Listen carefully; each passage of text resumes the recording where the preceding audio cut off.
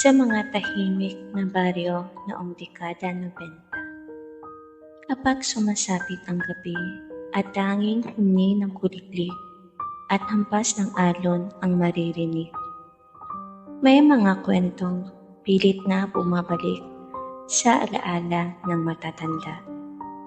Mga kwento ng pag-ibig at hiwaga, ng mga nilalang na hindi nakikita ng karaniwang mata, ngunit dama ng pusong marunong makinig.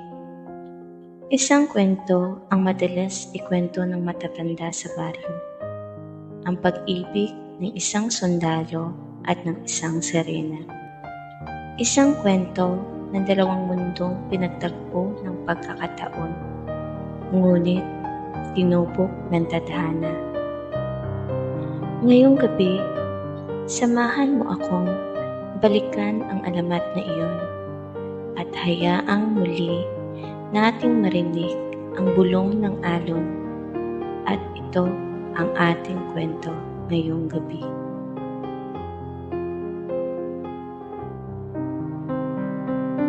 Noong dekada 90, sa isang maliit na baryo sa baybayin ng Quezon, tahimik ang pamumuhay ng mga tao. Wala pang kuryente sa lahat ng bahay, at kung minsan ay lampara lamang ang ilaw sa gabi. Ang mga kabataan ay naglalaro sa tabing dagat, habang ang matatanda ay nagkukwentuhan sa ilalim ng punong niyog. Doon nakatira si Elias, isang binatang sundalo. Bagong uwi siya mula sa malayong destinasyon ng serbisyo militar. Sugatan ang kanyang balikat, dala ng bakas ng labanan. Ngunit higit pa sa sugat na iyon ang kanyang dalang bigat. Ang pagod at lungkot na iniwan ng digmaan. Sa kanyang pagbabalik, madalas niyang pinipiling tumungo sa tabing dagat. Doon siya nauupo sa buhanginan tuwing gabi at nakatitig sa malayo, pinakikinggan ang alon na tila may kausap.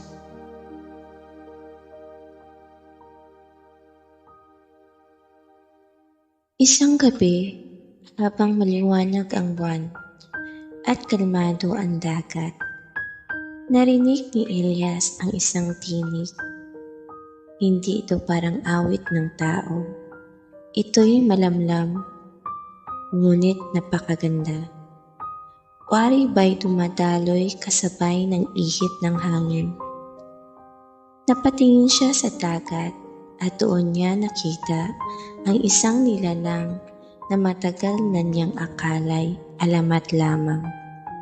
Isang babae na may mahabang buhok na kasing itim ng gabi at isang buntot na kumikislap sa liwanag ng buwan. Isang sirena.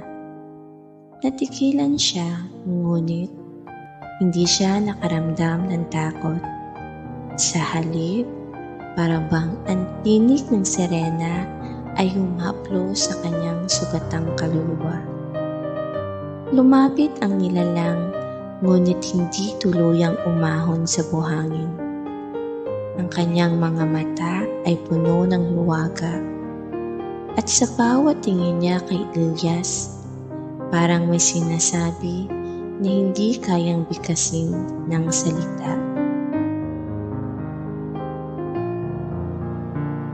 Lumipas ang mga gabi at malihim na bumabalik si Elias sa tabing dagat. Doon, nakikipag-usap siya sa sirena na kalaunan ay ipinakilala ang sarili bilang Amara. Hindi sila nag-uusap sa paraan ng karaniwang tao.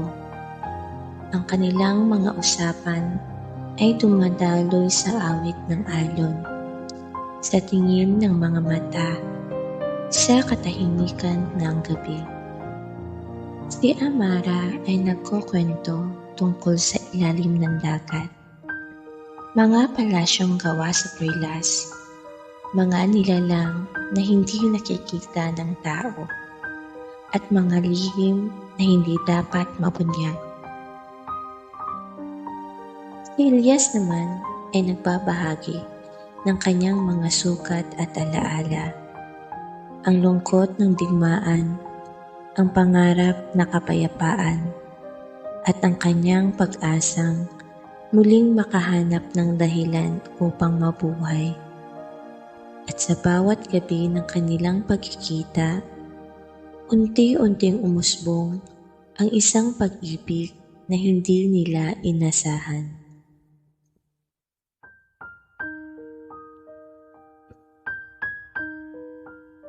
Ngunit, kaya ng lahat ng lihim, may dumarating na oras ng pagsubok. Napansin ng mga taga-baryo na madalas mawala si Elias tuwing gabi. May mga bulong-bulungan na baka raw siya'y kinukuha ng engkanto o baka may iniingatan siyang lihim.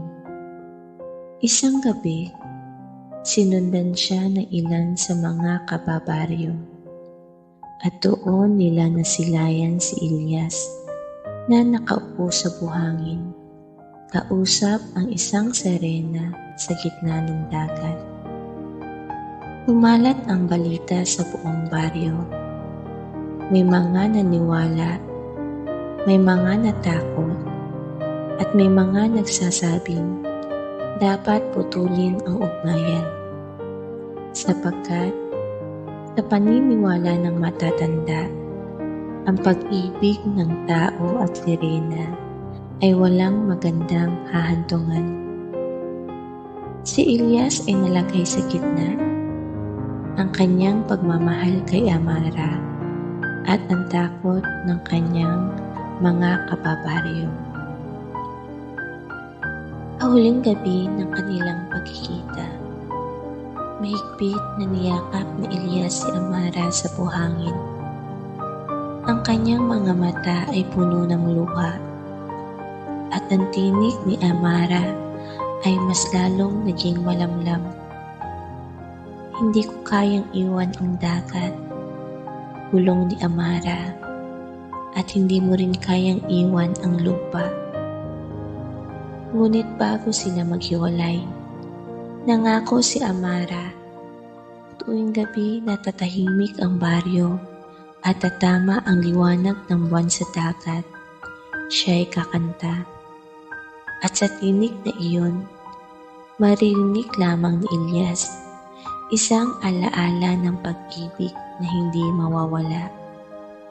At iyon na ang huli nilang pagkikita.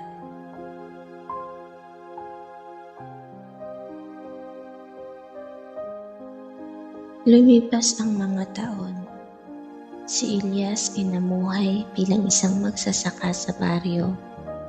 Ngunit, gabi-gabi sa tuwing tutungaw siya sa tabing dagat, maririnig niya ang malamlam na awit ng sirena. At hanggang ngayon, sinasabi ng mga matatanda, kapag gabi at kalmado ang dagat, may isang tinig na maririnig sa baybayin. Awit ng isang sirena, awit ng pag-ibig na hindi kayang burahin ng alon at panahon.